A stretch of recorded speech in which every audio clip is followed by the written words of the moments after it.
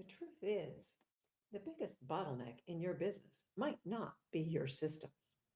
It might be your mindset. If you don't believe you can scale, you won't build what's needed to get there. If you don't believe you can run your business without being in every corner of it, you won't. If you don't believe your team can operate without you, they won't get the chance. You won't let them. You might hear yourself thinking or saying, I can't let go of control. Nobody will do it as well as I do. We're not ready to scale yet. And guess what? If you don't believe it's possible, you'll be right. Your mindset can be either your greatest asset or your biggest liability. A business can grow only as far as the leader believes it can. Your thoughts about what's possible sets the ceiling for your business. I'm Ral West, owner of Ral West Live in the Dream. So, today I want to explore the concept of mindset with you. So, what is mindset and why is it important? Your mindset is defined by all of the thoughts and beliefs that you have gathered throughout your life. Some of these may be very useful and serve you well, but many of us, actually, I would say most of us, hold on to thoughts and beliefs that do not really belong to us. We pick them up because of what someone said to us or around us at some point in our life. Maybe it was when we were quite young. Maybe it was a parent, another relative, a sibling, or a teacher. Maybe it was something we heard on TV or in a movie. These thoughts may have become beliefs, something that we hold to be true, whether or not it really is true. And they control what we do, how we think, and what we believe is possible.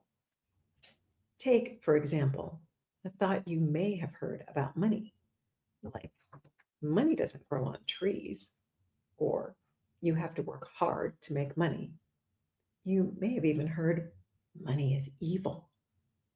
The question then becomes, what did that thought become part of your mindset? Did you adopt that as one of your beliefs? Or did you recognize that it was not true? What you choose to adopt along the path of your life determines what your current mindset is. And those beliefs guide your current actions. And the crazy thing is, even when our conscious mind rejects certain thoughts, sometimes our subconscious mind still clings to them. And those subconscious thoughts can sabotage us when we least expect it. Has that happened to you? I know it's happened to me. An example of that from in my life is this. For years, I was overweight, a chubby kid who became an overweight adult. My image of myself became shaped by what I heard people saying about me and even what I imagined people were saying about me. And I drew my own conclusions by comparing myself to other people around me and people I saw on TV, in magazines, excuse me, and people in advertisements. These were what seemed to me to be the ideal.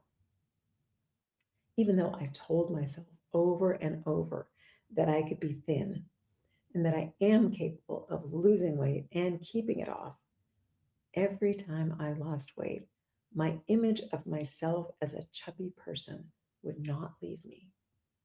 And so, in time, I would return to the shape that matched that image of myself in my mind, never able to stay rid of those extra pounds for very long. Yes, I finally did manage to achieve a healthy weight, but only after years and years, well, decades really, of working on my subconscious thoughts to change my image of myself. Now, how does this have anything to do with your business? Well, does your mindset play a role in determining your business success?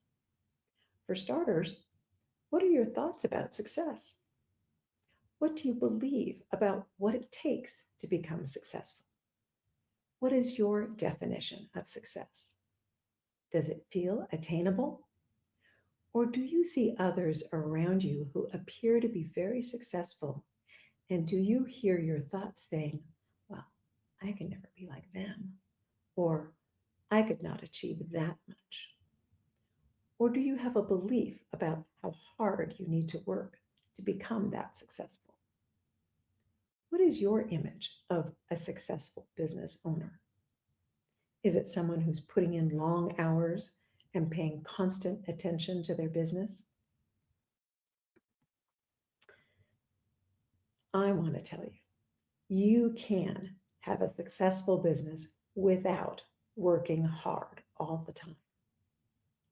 Do you believe that that's possible? Well, it's true. It is possible. And we've done it over and over again.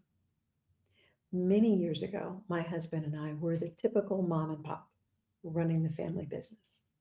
We were working all the time. We didn't have time for real vacations. We didn't have much quality family time either. And our health was suffering. We were overweight and out of shape. Our business was growing and it was profitable, but it was running our lives. We were its slaves. We knew something had to change, so we devoted ourselves to learning how to run the business differently. I even went back to college to study organizational management. We applied everything that I learned in my classes in our business. We had mentors who gave us valuable advice, and we took it and we implemented it. And gradually, over a period of several years, we developed our team and our company's culture to the point where we could step aside and let our management team run the business for us. We were able to exit from day to day involvement in the company and oversee it from wherever we were, even from our new second home on Maui or from worldwide travels. And the business kept growing and prospering. We eventually sold it to Alaska Airlines. And then we went on to set up other businesses that we could also run without a lot of our own time and energy. Does this all sound too good to be true? Well, here's the truth. We all have fears and insecurities as business owners: self doubt, imposter syndrome, the voice that says you're not ready. The question is not whether those exist. The question is, what are you doing to make sure that they do not run your business? It's up to you to take actions that can turn your mindset into an asset. How do I do that, you ask? Well, intentional mindset work looks like this. Read books that challenge how you think. Listen to podcasts that keep you sharp and inspired. Join mastermind groups that can push you forward. And take courses and attend events that break your old patterns. We've devoted a considerable amount of time and resources every year to our personal development. And your mindset is either your greatest asset or your biggest liability. It all depends on what you pay attention to and what you choose to believe. Doubt kills more businesses than bad strategy ever will. But belief without preparation is just dreaming.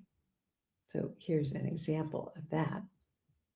One year, after several years of running a profitable business, our primary vendor that provided the number one part of our product ceased to exist.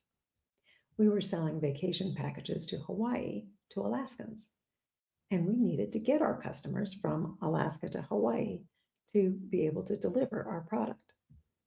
The scheduled air carrier that ran the nonstop flights between Anchorage and Honolulu stopped serving that route. The other ways of getting from Alaska to Hawaii were longer and more expensive, using air service through other West Coast cities. So we were stuck without a product to sell. We thought this was the end of our business, and we were prepared to just shut it down. But we did some soul searching, and we decided that Alaskans really needed this product, and we needed to find a way to provide it to them. Hawaii was, after all, the favorite vacation destination for Alaskans. And I had inherited a belief from my mother that has served me quite well. She used to say, "Where there's a will, there's a way." So we didn't give up. We looked and looked for solutions.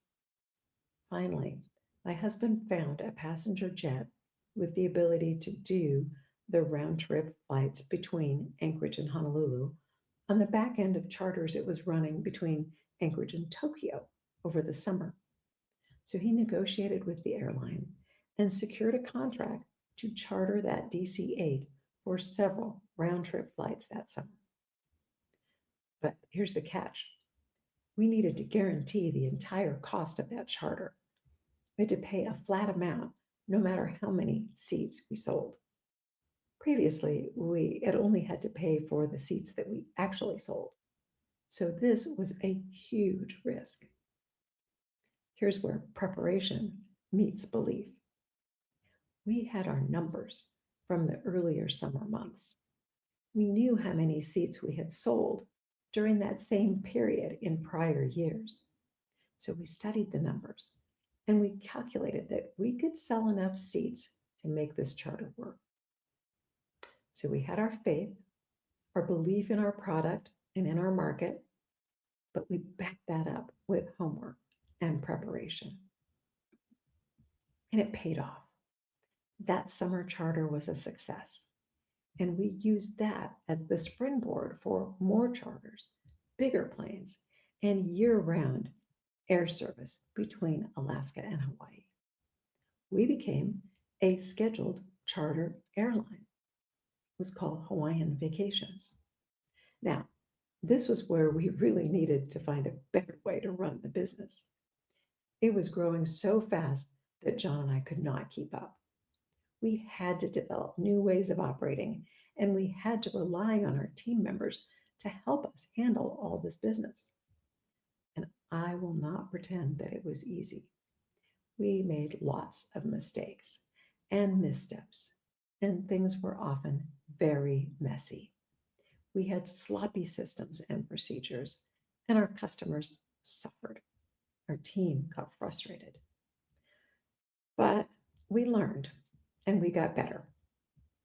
And in the process, we became much stronger leaders rather than being just the primary business operators.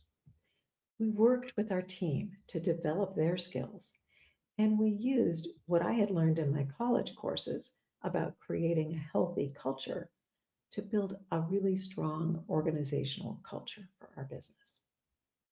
Our mindset was being redefined by our new experiences. We were seeing the results of our efforts, and that was reinforcing our new beliefs. Our team benefited. Our customers were happier. Our business continued to grow and prosper. And we enjoyed newfound freedom for our lives, for ourselves, and for each other. Let's come back to the concept of mindset. Mindset can be tricky. It can be devious. It can sabotage you, but it can also be your friend.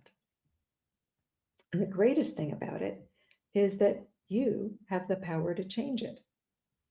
It is made up of thoughts, after all, and you are the author of your thoughts.